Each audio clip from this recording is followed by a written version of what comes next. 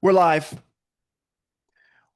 Guys, welcome to as promised, the live talk with the one, the only Daniel Hirsch, compliance and risk analytics.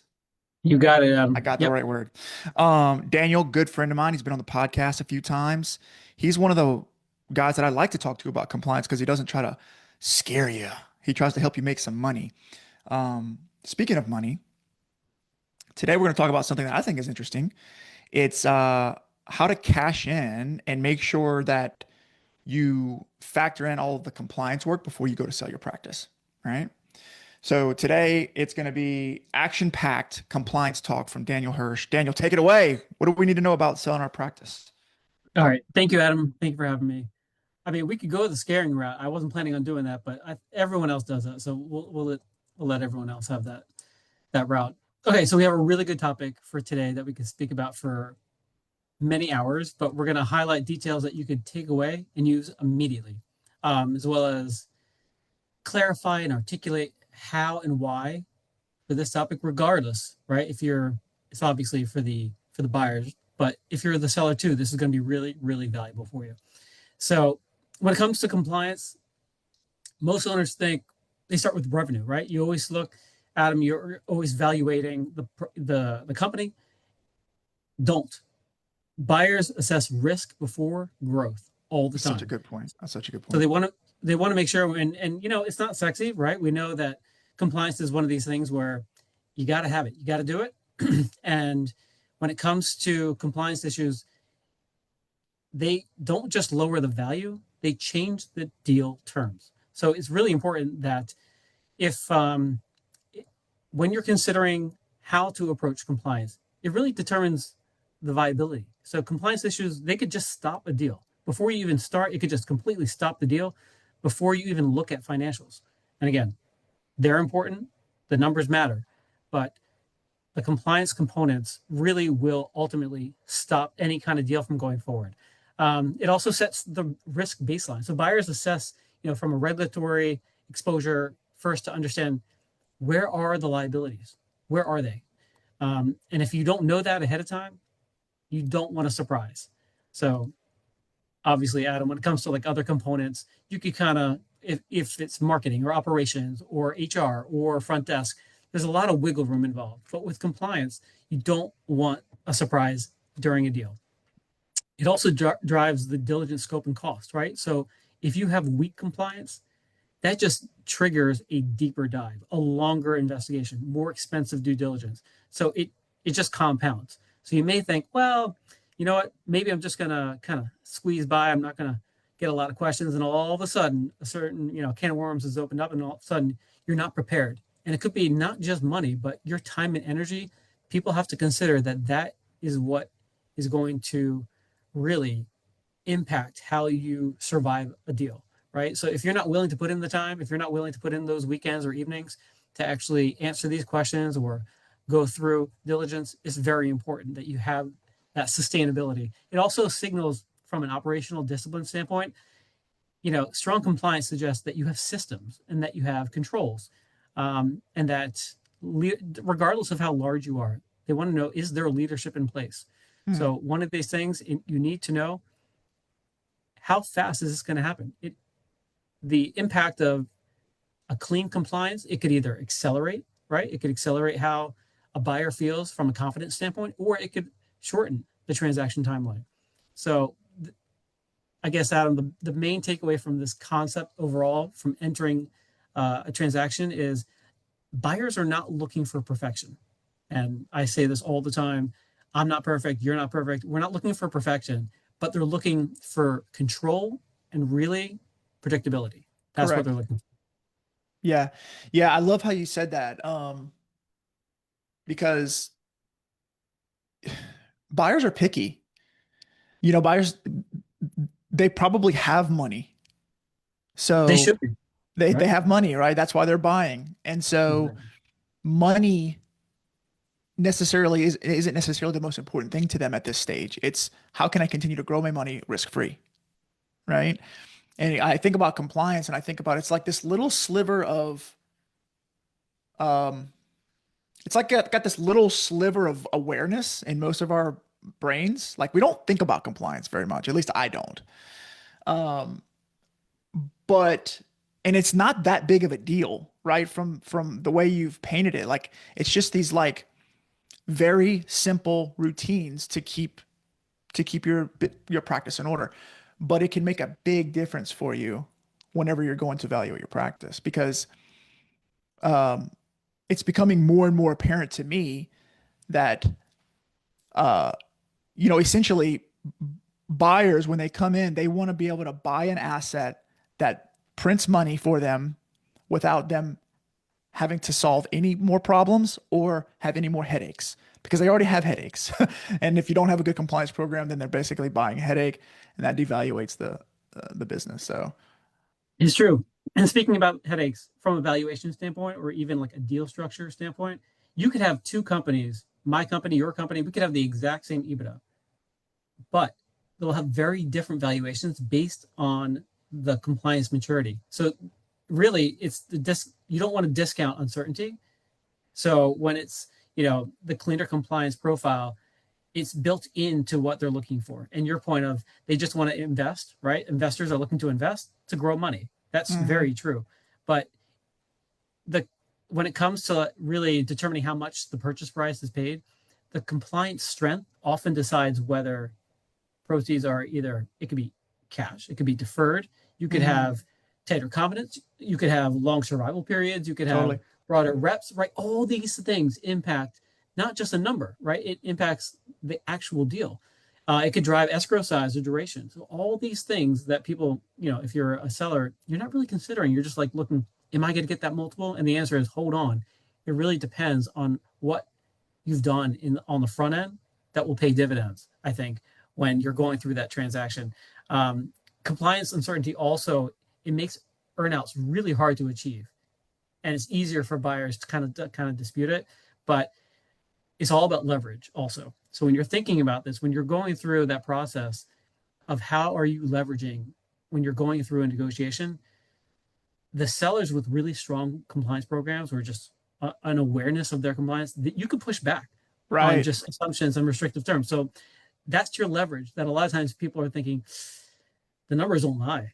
But when Mhm. you have a process in place and you could prove that, hey, by the way, this is repeatable, this is something that could be sustained and grow because it's protected. That's ultimately what it's going to differentiate between you and someone down the street also when you're going to market. That's exactly where I was going. Like, what a way to easily differentiate yourself, right? So if you're gearing up for a sale, it's like, you know, most of the people that are in this group, they're 1 to 3 clinics, maybe, five to 7 clinics is kind of like that mid tier, but we probably don't have our compliance in order as much as we probably should. Like, let's be honest.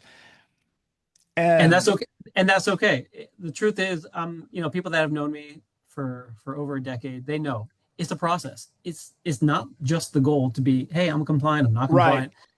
It's you got to start somewhere, and you right, have to show. It's even with auditing, right?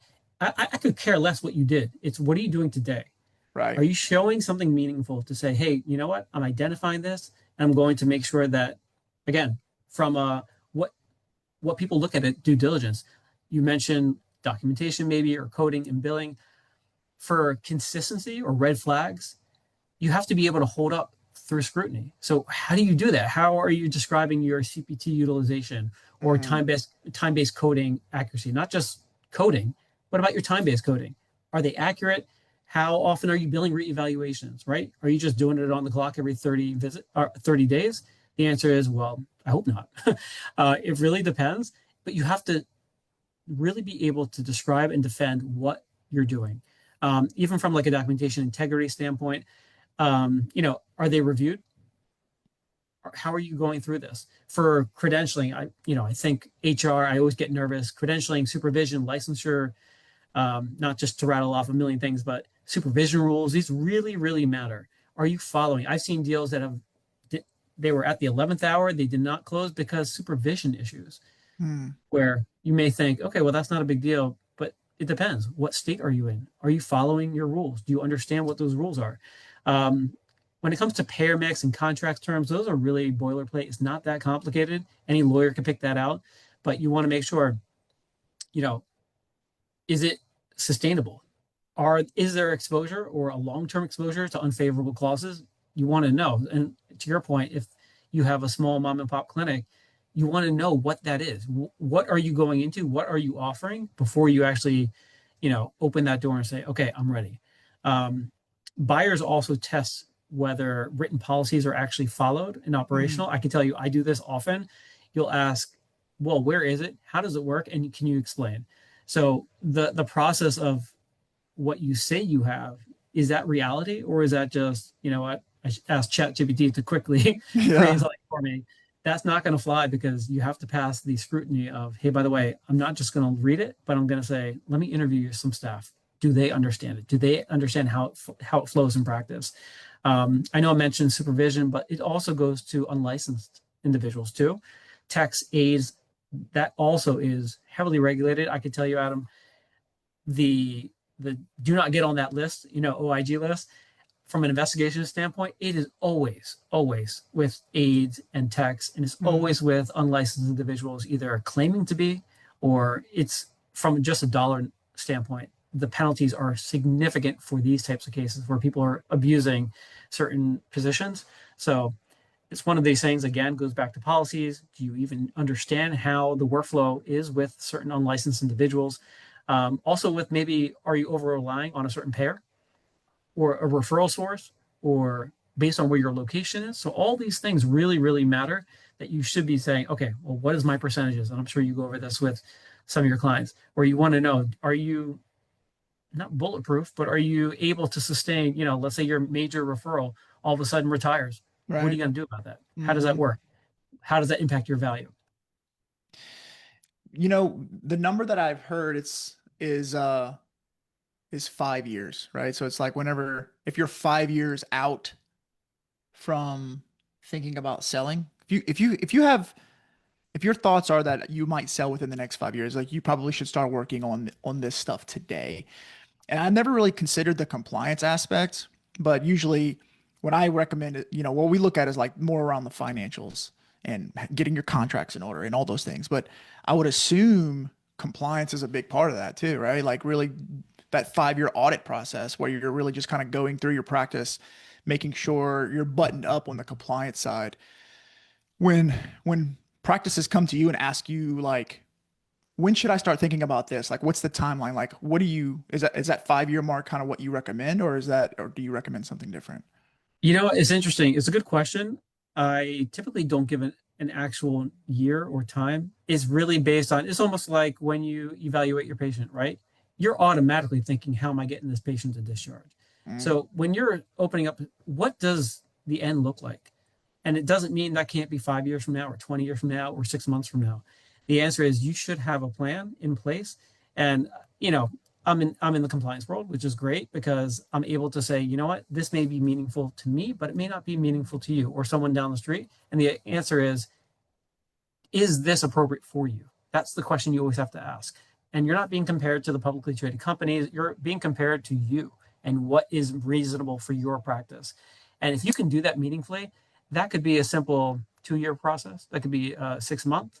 And it's always, and it goes back to what I said before, it is, if you're not taking something, a meaningful step now, that's the challenge. And that could be mm, simply saying, you know what, I need to open communication lines. I need to be able to have some anonymous reporting. You know what?